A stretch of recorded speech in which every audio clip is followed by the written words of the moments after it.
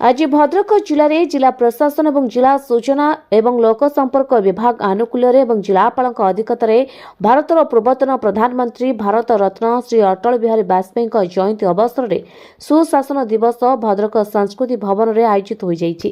कार्यक्रम में मुख्य अतिथि भाव जोगदे जिलापाल उद्बोधन में कहिथिले वाजपेयी जीवन आदर्शरू प्रेरणा नहीं प्रतिक्रियाशील होगा परिवर्ते पूर्व प्रस्तुत प्रोएक्टिव भाव में समस्या समाधान पर कार्य करने आवश्यक। लेस गवर्नमेंट मोर गवर्नेंस नीति उपरे जोर दे से कहिथिले जे सुशासन को सार्थक करबा पई लोकमानकु सरकारी नियमावली को बुझी सही अनुसार काम करिले सुशासन जो लक्ष्य ता पूर्ण होई परिबो। अन्यतम अतिथि अतिरिक्त जिलापाल श्री सरोज दत्त देशवासी को वाजपेयी दिग्दर्शन एवं आदर्शरू प्रेरित होई सरल जीवन शैली आपणेबाकु आह्वान करथिले।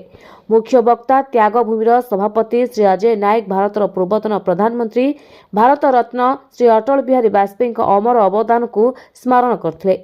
उक्त कार्यक्रम में कवि और कवयित्री माने पूर्वतन प्रधानमंत्री उद्देश्य कविता पाठ कर सभा को भाव गंभीर करथिले।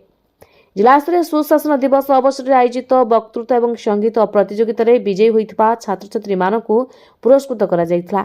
यासह जिला प्रशासन पक्षर 2 जन छात्र छात्री को साइकेल प्रदान करा जायथिला।